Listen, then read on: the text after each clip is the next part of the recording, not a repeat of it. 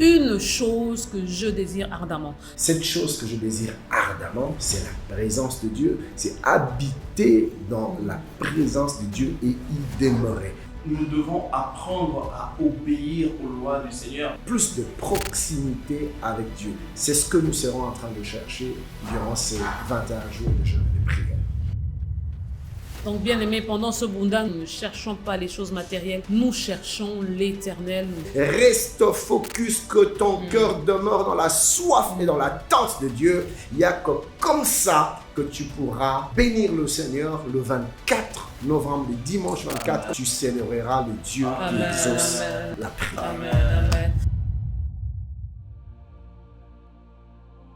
Shalom peuple de Dieu, bienvenue à notre dernier numéro de En route pour Bunda 21 2024. C'est déjà demain le grand rendez-vous. Nous avons hâte de commencer ces merveilleux moments en prière. Aujourd'hui, j'ai deux personnes particulières, deux pasteurs sur ce plateau que je vais vous présenter tout à l'heure. Mais avant, j'aimerais vous donner le thème de Bunda 21. Une chose que je désire ardemment. Nous allons lire le psaume 27 au verset 4 parce que c'est sur ça que nous allons échanger pendant toute cette série. Je demande à l'Éternel une chose que je désire ardemment. Je voudrais habiter toute ma vie dans la maison de l'Éternel pour contempler la magnificence de l'Éternel et pour admirer son temple. Bonjour Pasteur Ken, notre premier intervenant d'aujourd'hui. Bonjour Pasteur Ken. Bienvenue encore chez vous. Yes. Nous sommes heureux de vous avoir ici. Et bonjour Pasteur Anthony. Bonjour, Pasteur Stéphanie. Voilà, Bunda commence demain. Quelles sont vos impressions? Pasteur Ken. Ben moi, je suis très excité, je suis vraiment dans l'enthousiasme. J'attends ce moment de tout mon cœur, de toute mon âme, de toute ma force. Et vous, Pasteur Anthony? J'ai une très grande attente par rapport à ce que le Seigneur va faire et nous attendons tellement à ce que le Seigneur va faire au travers de son peuple et au milieu de nous. Alors, vive Bunda! Comme vous le savez, c'est le rendez-vous de l'année. Chaque année, nous savons qu'en novembre, c'est un mois spécial réservé qu'à l'Éternel. Alors, nous sommes très dans l'enthousiasme pour ce moment. Pasteur Ken, mais dites-nous, pourquoi Bunda? Pourquoi Bunda? Ben Bunda, parce que déjà, nous sommes dans une saison de jeûne et de prière. Nous allons nous imposer des privations et ce n'est pas évident. Il faut se armer d'un esprit de guerrier pour résister aux attractions de la chair, à tous les divertissements quotidiens, on va dire même à toutes nos routines, à la faim, à la soif, à tous les désirs auxquels on pouvait se livrer d'habitude. Et là, on se dit, paf, c'est fini. Donc, la chair va réclamer, il y aura des sollicitations, il faudra que tu te battes contre toi-même, contre ta chair, contre toutes ces sollicitations, toutes ces tentations. Donc, Bunda. D'accord, donc nous n'allons rien laisser nous empêcher de bénéficier de ces moments. Mais nous avons aussi une autre question, Pasteur. Il n'y a pas que des personnes ici à Kinshasa qui participent à Bunda. Nous avons des personnes de l'étranger qui participent à Bunda, mais qui ont des décalages horaires, un horaire différent du nôtre. Comment est-ce qu'ils font? Est-ce qu'ils vont aussi de 6h à 8h comme nous, selon notre heure à nous, ou bien ils s'adaptent à leur horaire à nous? Alors, si vraiment vous le pouvez, si vous pouvez être connecté au même moment que nous, c'est une bonne chose, une très bonne chose. Mais si vraiment vous ne pouvez pas, parce que pendant que nous, on est en train de prier, vous êtes peut-être en train de dormir ou le décalage ne vous le permet pas, vous pouvez suivre le programme en rediffusion.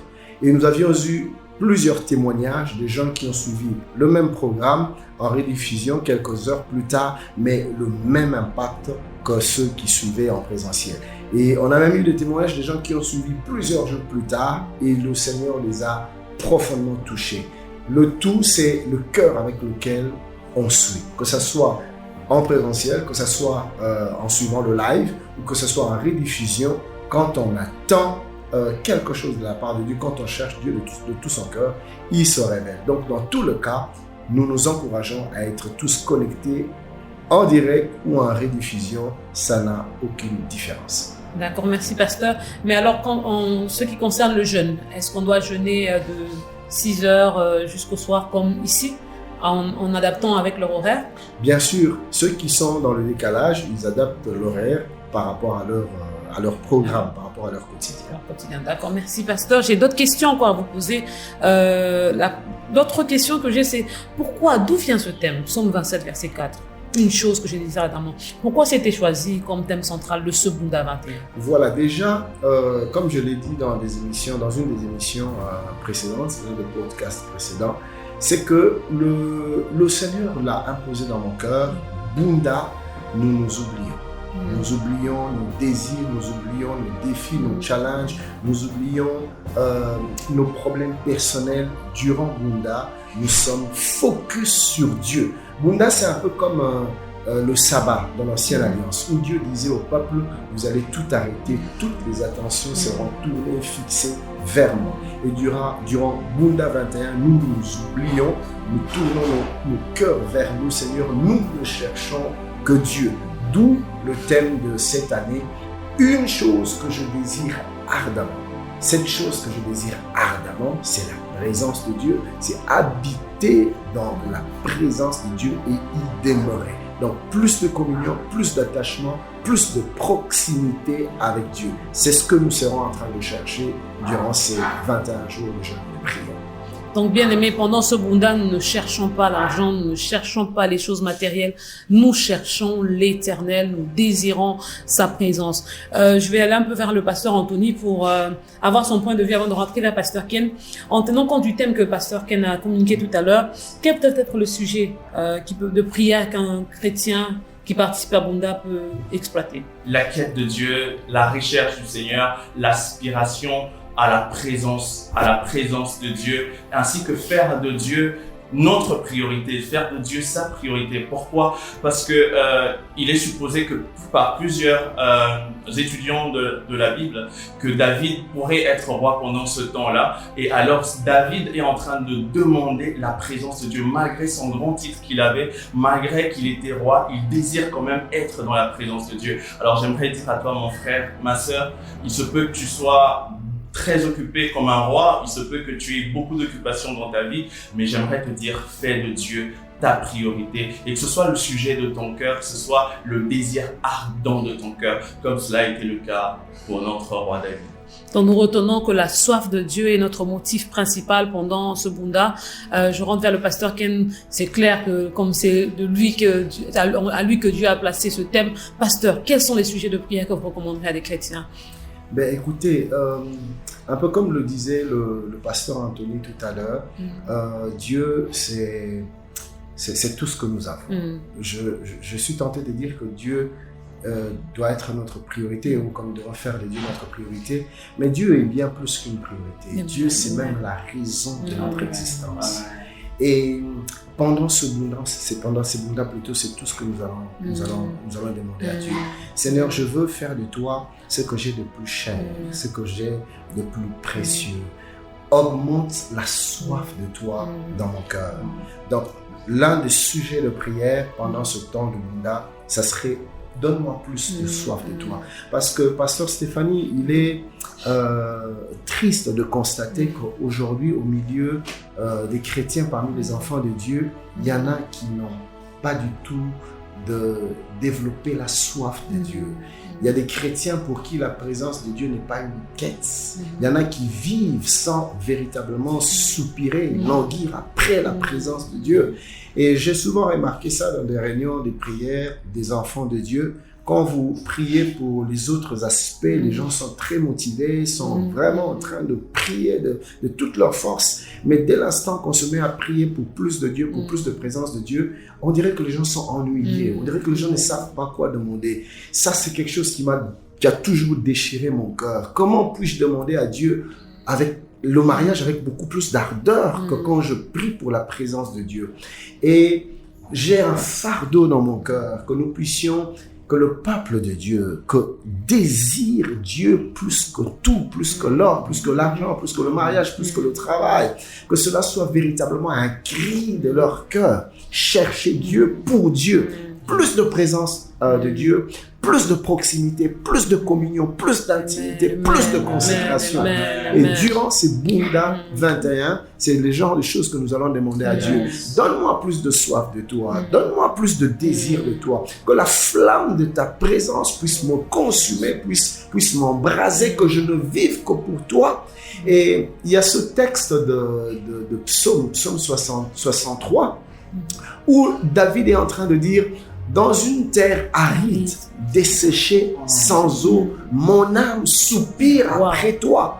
Donc, il manque de l'eau à boire, il a soif, il manque de tout. Dans un environnement hostile où rien ne pousse, où la mort règne, David ne demande rien pour lui-même, il ne demande pas à boire, il ne demande pas du pain, il ne demande rien de tout ça. Même dans un tel environnement, dans de telles conditions, David continue à soupirer après Dieu. Il dit, mon âme soupire après toi, mon âme te cherche. Et durant ce Bunda 21, nous devons crier que Dieu nous donne ce cœur-là. Bien-aimé, Dieu est plus que tout ce que l'on peut. Amen. Waouh. En voyant ce modèle de David, on réalise qu'au fait, il se peut qu'on vienne à Bunda et que notre vie, tout ne soit pas en place. C'est possible que votre mariage soit en train de sombrer. C'est possible qu'un enfant soit malade. C'est possible que le travail n'avance pas ou vous ne l'avez pas encore trouvé. Mais nous voulons vous dire, au-delà de ça, c'est pas ça notre priorité. Nous cherchons d'abord Dieu et le reste par-dessus tout. Donc, ce que nous cherchons pendant ce Bunda, c'est Dieu et Dieu seul ou rien. Et mes frères et sœurs, je sais que nous avons des challenges.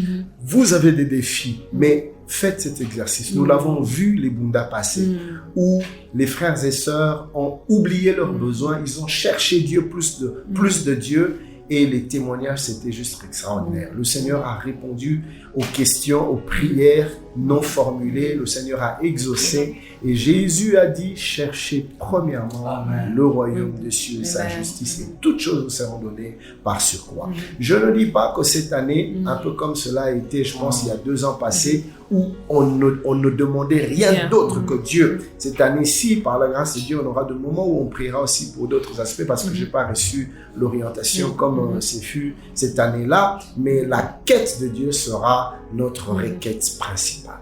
Amen. J'aimerais bien dire quelque chose par rapport à ce que papa vient de dire, juste partager un petit témoignage que j'ai.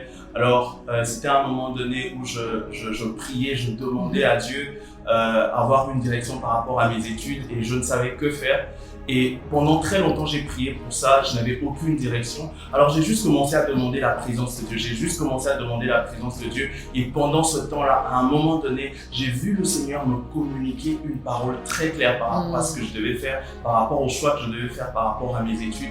Et c'est à partir de là que j'ai compris que quand on est dans la présence de Dieu, Dieu peut nous communiquer des choses qui sont enfouies dans nos cœurs. Mais puisque Dieu est là, Dieu peut résoudre tous les problèmes de nos vies. Amen. Et je crois fortement que là où tu es, tu peux prier, tu peux désirer juste le Seigneur et juste en désirant Dieu, Dieu peut répondre à tous les problèmes qui sont autour de toi ainsi que dans ta famille. Amen. Et même encore, je vais renchérir, quelquefois lorsqu'on cherche Dieu, souvent même lorsqu'on cherche Dieu, Dieu place en nous les véritables besoins, les véritables requêtes dont on a besoin, parce que quelquefois, on ne sait pas ce qu'il faut même demander à Dieu, mais c'est dans sa présence qu'on trouve vraiment la source de ce dont on a besoin.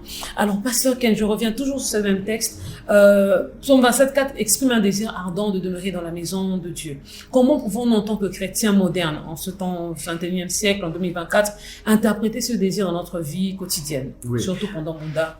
Oui. Alors, quand le psalmiste dit « Je veux demeurer dans ta maison », cela ne devrait pas être entendu simplement dans le sens ou uniquement dans le sens matériel, dans le sens physique. Il est vrai que le psalmiste dit « Je suis dans la joie » quand on me dit « Allons dans la maison du Seigneur ». Là, il est en train de parler du temple. Mais ici, quand il dit « Je désire demeurer dans la maison du Seigneur jusqu'à la fin de mes jours », cela va bien au-delà du temple physique. David est en train de parler de la communion permanente avec Dieu. David est en train de parler du fait de demeurer dans la présence de Dieu au quotidien, rester connecté dans son esprit avec Dieu. Peu importe le lieu où l'on est, peu importe l'activité dans laquelle on est, c'est possible de développer sa maturité spirituelle au point que peu importe ce que je fais, je reste connecté à Dieu. Au travail, au bureau, en train de remplir mes tâches, mon esprit reste connecté à Dieu. Mon cœur reste dans une attitude d'adoration. Mon esprit reste dans un état de prière. Constamment. Que je sois au volant de ma voiture, je reste connecté à Dieu. David désire cet état de communion et de connexion permanente avec Dieu. Peu importe ce que je fais, peu importe le lieu où je peux me trouver, je veux entretenir la communion avec Dieu et demeurer dans la présence permanente de Dieu. Amen, amen, amen. Alors je reviens vers Pasteur Anthony. Pasteur Anthony, dans ce verset, David parle de contempler la beauté de l'Éternel. Comment expliquez-vous cette contemplation? Déjà, contempler, c'est adorer le Seigneur. C'est adorer, c'est célébrer le Seigneur, tout simplement.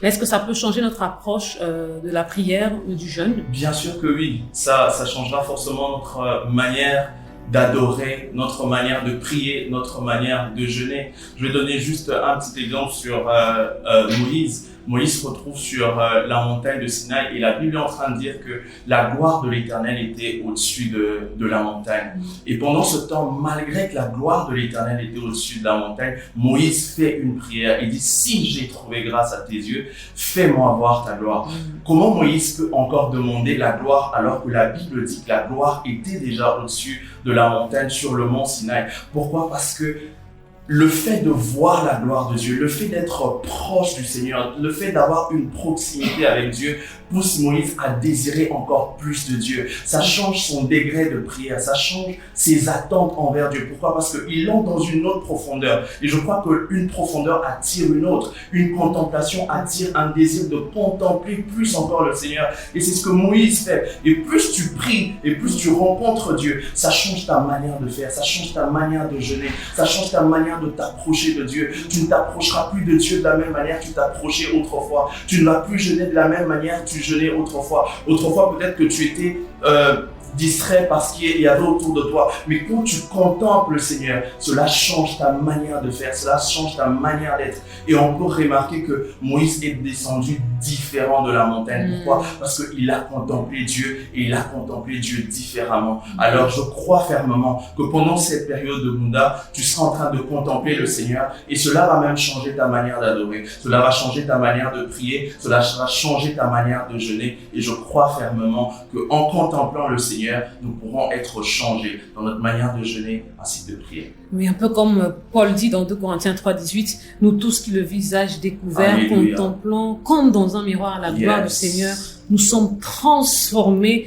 en la même image de gloire en gloire, comme par le Seigneur l'Esprit. Donc nous croyons qu'en cherchant ardemment Dieu, nous serons transformés en la même image que Christ, dans nos motivations, dans nos désirs, dans nos intentions pendant ce Bunda. Oui, papa. Et oui, c'est exactement ce que tu es en train de dire, c'est ce que vous êtes en train de dire.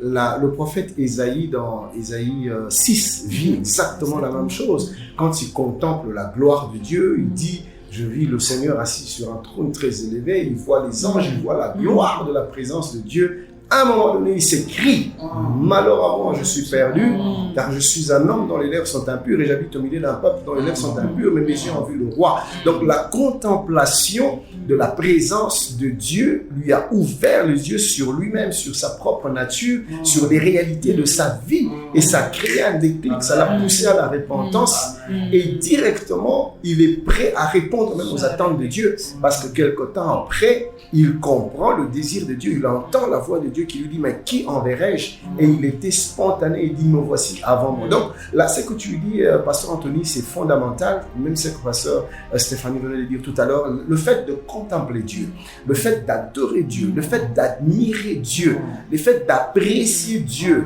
dans sa grandeur, dans sa puissance, dans sa hauteur, dans son omnipotence, dans ses dimensions au-delà des limites qui transcende l'imagination, l'intelligence, mais ça te change. La présence de Dieu s'imprègne sur toi, ça te touche dans l'âme, ça te touche dans l'esprit, ça te touche dans le corps. Et c'est lui qui s'habitue à contempler Dieu, à adorer, à admirer, à apprécier, à passer du temps dans la présence de Dieu. Sa vie ne reste jamais. Amen, amen, amen, amen, amen. Wow. Vous pouvez voir comment on est déjà dans le bain de Bunda. Nous, ça a déjà commencé ici, donc nous rendons grâce à Dieu. Vraiment, si vos sujets étaient mal décrits, essayez de les reformuler en mettant la volonté de Dieu, la présence de Dieu en priorité. Alors, Pasteur Ken, la deuxième partie mentionne pour contempler la magnificence du Seigneur, pour admirer son temple. Comment est-ce que dans notre vie, à travers ce texte, on cherche la volonté de Dieu par rapport à chaque situation qu'on est en train de vivre? Alors déjà, le fait de se tenir devant Dieu. Et le fait de se prosterner au-devant de Dieu, c'est une expression d'humilité. Celui qui se prosterne s'humilie au-devant de la personne au-devant de qui il se prosterne. Donc, le fait d'adorer Dieu, c'est une expression et une manifestation d'un cœur qui s'humilie, mais c'est aussi la manifestation ou l'expression d'un cœur qui s'abandonne, un cœur qui se livre, un cœur qui se donne. Quand je me mets à tes pieds, c'est-à-dire je me place sous ton pouvoir et sous ton autorité, je me mets à ta merci. C'est cela l'adoration. On se met à la disposition du Seigneur, on se met à la merci de Dieu, on s'abandonne et on se soumet. Vous voyez? Et cette attitude-là te dispose et te prédispose à la volonté de Dieu. Pasteur, j'ai envie de prier, mais bon, on va garder ça pour la fin. Waouh. C'est un merveilleux thème, merveilleux Bunda. Je sens déjà comment Dieu va nous faire du bien. En lisant ce passage, cher pasteur, on comprend que David est dans une situation d'adversité. Lorsque vous lisez tout le texte, comment pouvons-nous concilier la recherche de la présence de Dieu avec le fait de ne pas prier uniquement pour la solution à nos problèmes personnels, pasteur Ken? Oui, mais c'est là justement une preuve de maturité spirituelle quand tu es capable de t'oublier toi-même pour ne regarder que Dieu, pour ne chercher que Dieu, pour ne considérer que Dieu.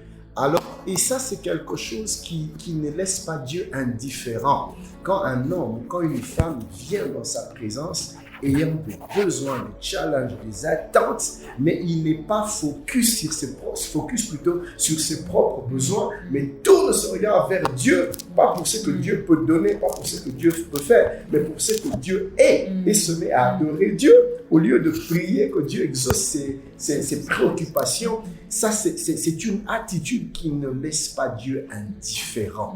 Et non seulement que Dieu se révèle, mais il répond même aux prière que l'on n'a pas formulée. L'exemple le plus palpable, c'est Salomon.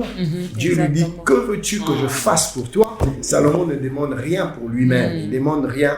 Il demande pas à Dieu de terrasser ses ennemis. Il demande pas plus de puissance, plus de pouvoir, plus de gloire. Il demande rien de tout ça, mais il demande la capacité de vivre conformément à la volonté de Dieu. Quand Dieu entend ça, Dieu dit, mais c'est pas possible. Et Dieu dit, Salomon, puisque tu as demandé des choses qui concernent mes intérêts, je te donnerai non seulement ce que tu me demandes, mais en plus, je te donnerai la gloire.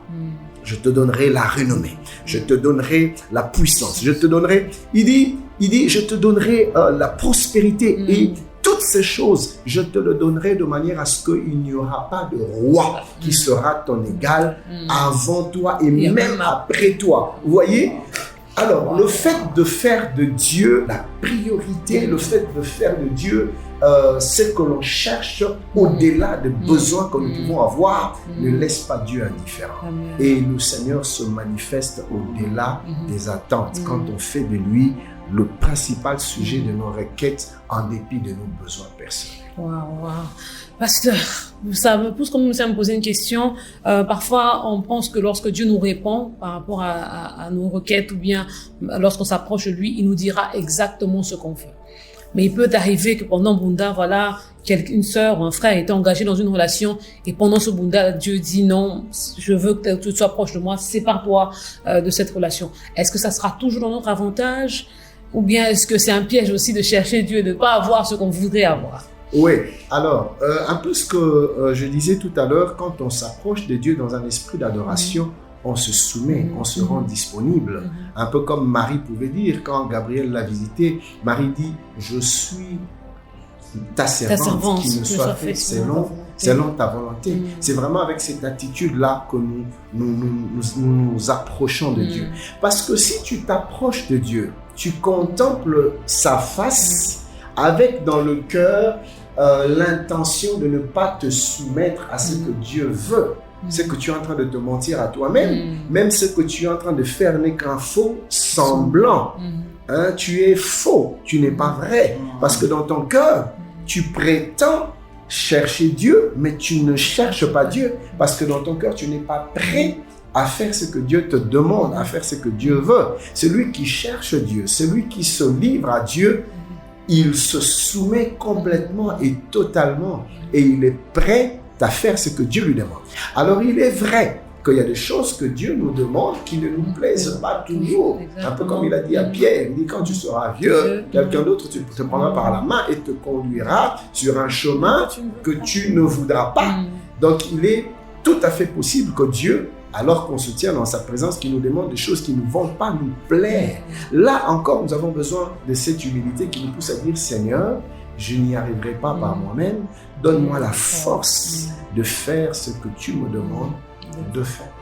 Eh bien, n'oubliez surtout pas, la Bible dit toutes choses concourent au bien de ceux qui aiment Dieu et de ceux qui l'appellent selon son dessein. Peu importe ce que Dieu vous demandera de faire dans le présent, dans le futur, Dieu aura toujours raison. Amen. Il aura toujours raison. Pasteur Anthony, je ne sais pas si vous voulez faire un commentaire dessus. Oui, juste un petit commentaire. Même David est en train de dire, enseigne-moi à faire ta volonté, car tu es mon Dieu. En fait, nous devons apprendre à obéir aux lois du Seigneur. Pendant que nous serons en train de prier, pendant que nous serons en train de rechercher le Seigneur, Dieu va forcément nous dire des choses qui vont nous plaire ou qui ne vont pas nous plaire. Un peu comme Pasteur Stéphanie est en train de dire, toutes choses concourent au bien de ceux qui aiment Dieu. Et ce que l'on fait, et ce que Dieu nous dit peut parfois sembler fou, si je peux utiliser cette expression, mais Dieu a toujours raison. Regardez un peu ce qui se passe avec Marie. Marie reçoit l'apparition de l'ange. L'ange lui dit que tu auras un fils. Et elle demande comment cela se fera-t-il puisque je ne connais point d'homme. Mais regardez, après des années, lors de la fête à Cana, elle dit faites tout ce qu'il vous dira. Pourquoi? Parce que Marie savait que le secret de tout se cache dans l'obéissance à la parole de Dieu. Et ce qui est merveilleux, c'est qu'avec le Seigneur, un peu comme il dit dans sa parole, il dit « Je t'instruirai pour ton bien ». Ouais. Même quand en apparence, ça donne l'impression d'aller à l'encontre de ce qu'on aurait voulu. Mais Dieu nous instruit toujours pour notre bien. Il dit à Pierre, ce que je fais maintenant, tu ne le comprends pas, mais plus tard, tu le comprends. Amen. Nous allons clôturer ici dans quelques secondes. Pasteur Anthony, avant que je remette la parole, Pasteur Ken, quel est votre dernier mot par rapport aux personnes qui commencent Bouddha demain? Qu'est-ce que vous pouvez leur dire pour demain? J'aimerais juste vous demander d'avoir une forte attente, de vous attendre à Dieu. Ne venez pas n'importe comment dans la présence de Dieu. Soyez comme la femme à la perte de sang. La Bible dit, elle se disait à l'intérieur d'elle-même, si j'arrive à toucher au pan de la robe du Seigneur, je serai guéri. Je me pose une question un peu comme je méditais une fois avec le pasteur Christian, il disait, qui avait dit à la femme à la perte de sang que si elle arrivait à toucher au pan de la robe de Jésus, elle serait guérie? Personne. Mais je pense qu'au-dedans d'elle, sa foi l'a poussée à se dire ainsi. Et j'aimerais te dire, peut-être que Dieu te demande de faire des choses que toi-même tu te dis, c'est fou, mais la foi à l'intérieur de toi te dit peut-être de jeûner, te dit peut-être même à part ce temps de prière, d'avoir toi-même un temps personnel en prière. Fais-le, parce que derrière cette instruction se trouve ton miracle et se trouve la réponse par rapport à la quête que tu as de Dieu. Amen. Pasteur Ken, je reviens vers vous, ensuite on va prier. Qu'est-ce que vous pouvez nous dire par rapport à ce Bunda qui commence déjà demain, dans quelques heures bien sûr? Qu'est-ce que vous pouvez nous dire? Qu'est-ce qu'on doit faire? Comment est-ce qu'on doit se comporter? Exhortez-nous, encouragez-nous par rapport à ce Bunda. Alors, tout va dépendre de comment tu vas aborder ce temps. Un peu comme le pasteur Anthony le disait, tout va dépendre de ton attitude, tout va dépendre de ta soif. La Bible dit que celui qui reçoit le prophète en qualité de prophète reçoit la bénédiction de prophète. Donc, la bénédiction qu'il reçoit est déterminée par l'attitude avec laquelle il reçoit la personne qui apporte la bénédiction. Donc, comment tu vas aborder ce Bunda va déterminer ce que tu vas recevoir. Ne viens pas à la légère, ne viens pas comme par aventure, ne viens pas comme juste parce qu'en fait c'est un peu à la mode, tout le monde est en mode Bunda, je vais aussi, bien aimé, tu risques de perdre ton temps pour rien. Mieux aurait fallu pour toi que tu manges, plutôt que tu te prives de manger et que tu viennes que tu abordes ce Bunda sans attente. Vas-y avec une expectation expectation. Seigneur, je veux quelque chose de plus. Je veux te rencontrer. Je veux une nouvelle dimension dans ma relation, dans ma communion avec toi. Je veux une nouvelle dimension dans ta révélation dans ma vie. Bien-aimé, cherche Dieu comme Jacob à Peniel. L'ange lui a dit, lâche-moi. Jacob a dit, je ne te lâcherai pas. C'est avec cette attitude-là, Seigneur, durant ce Bunda, je ne te lâcherai pas jusqu'à ce que tu vas te révéler à moi.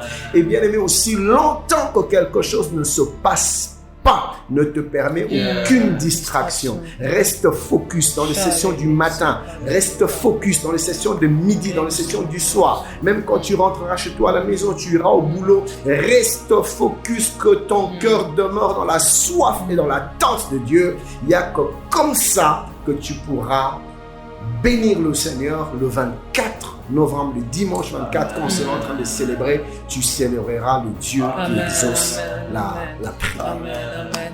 Alors, Bunda a commencé, nous allons prier maintenant, le pasteur Ken va nous conduire dans la prière et nous croyons que ça sera le départ pour ce que Dieu va déclencher pour ce Bunda. Gloire au Seigneur, je vais inviter même nos amis qui sont à la technique, qui sont derrière les caméras, qui nous ont assistés dans tous ces podcasts, nous allons tous lever nos voix, prier pour nous-mêmes. Toi qui nous suis, tu vas prier aussi pour toi-même afin qu'elle donne déjà à partir de 0 heure que tu abordes ce Bunda différemment. Prie, bien-aimé, Sabia, Monteria, Lotabrane, Chamri, nous avons soif de toi pendant ce Bunda. Nous ne désirons qu'une chose, ta présence, Jésus. La désir, la namasiteleba, maradeketeleba. Nous ne sommes pas venus pour la, nous ne sommes pas venus pour des choses matérielles. Nous voulons Jésus. Nous voulons Jésus. Rekesibra eleketa, la dikatelema chandeleba simata, la debasibwa handeleba chandeleba, raketeleba supara, nous te désirons. Nous refusons de passer à côté de ce Bunda. La débasinda là-bas, raketeleba, basiteleba, chandeleba, raketeleba, supara, nous te désirons. Nous avons soif de toi. Bien-aimés, j'aimerais que nous puissions prier. Nous allons demander à Dieu une soif ardente. Un peu comme David dit, une chose que je désire ardemment. Nous allons demander cette soif ardente, que le feu de Dieu puisse consumer nos cœurs et que notre désir nous enflamme afin que nous puissions chercher Dieu de tous nos cœurs durant ce Bunda. Prions tous dans le nom de Jésus. Oh Dieu, Seigneur, passe sur cette soif, ce désir de te chercher, de courir à tes pieds, de courir devant ton cœur.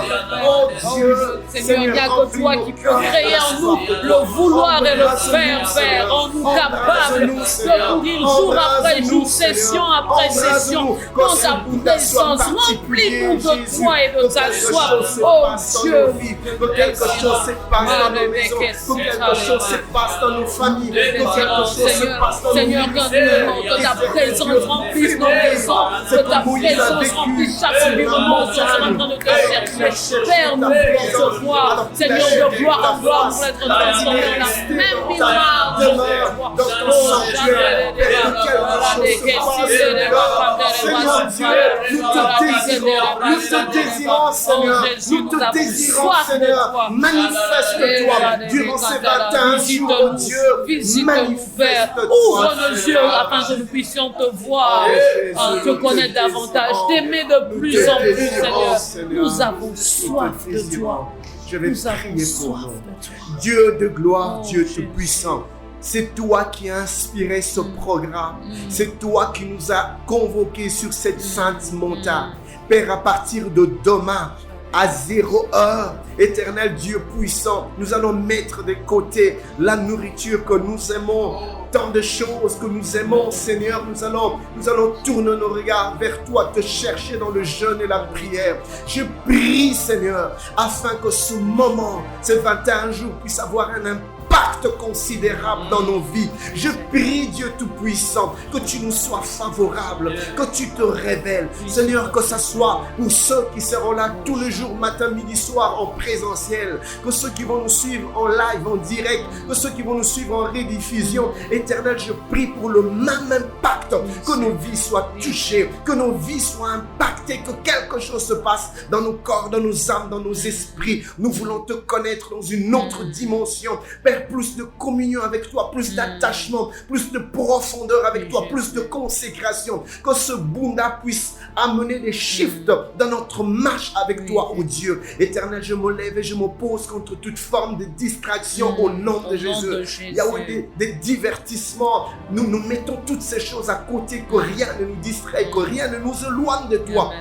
Père, nous ne voulons pas passer à côté de ce Bunda. Père, nous prions que tu nous donnes suffisamment de force, que ce soit spirituel, que ce soit psychologique, émotionnel, physique, afin que nous puissions aller jusqu'au 21e jour. Seigneur, nous refusons de nous arrêter en chemin. La Bible ne dit-elle pas que la fin d'une chose vaut mieux que son commencement? Non seulement que nous allons commencer, Père, je proclame et je déclare que nous allons achever au nom de Jésus. Nous n'allons pas nous arrêter en chemin au nom de Jésus. Merci Père, car je crois que pendant que nous serons en train de chercher ta face, tu t'occuperas de nous, tu t'occuperas de nos enfants, tu guériras le malade, tu feras au-delà de nos attentes et tu te révéleras à nous, Seigneur. Je prie pour un impact profond, un impact considérable durant ce Bunda. Je lève ma main, je proclame et je déclare.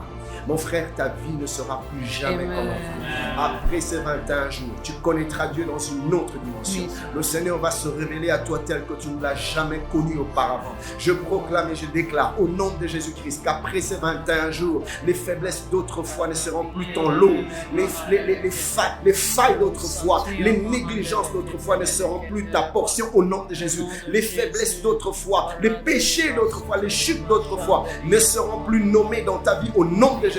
Là où tu menais une vie de défaite, tu vas recevoir la victoire au nom de Jésus-Christ. Ce Bunda va te faire connaître Dieu dans une autre dimension et tu parleras un autre langage. Tu auras une autre vision de Dieu, une autre vision de toi-même, une autre vision du monde après ce Bunda 21 au nom de Jésus-Christ. À jamais, tu vas demeurer dans le temple de Dieu. À jamais, tu vas demeurer dans la communion du Seigneur.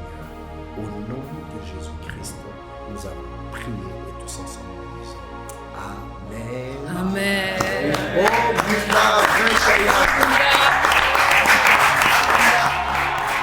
Donc voilà, bien-aimés dans le Seigneur, Bunda vient de commencer.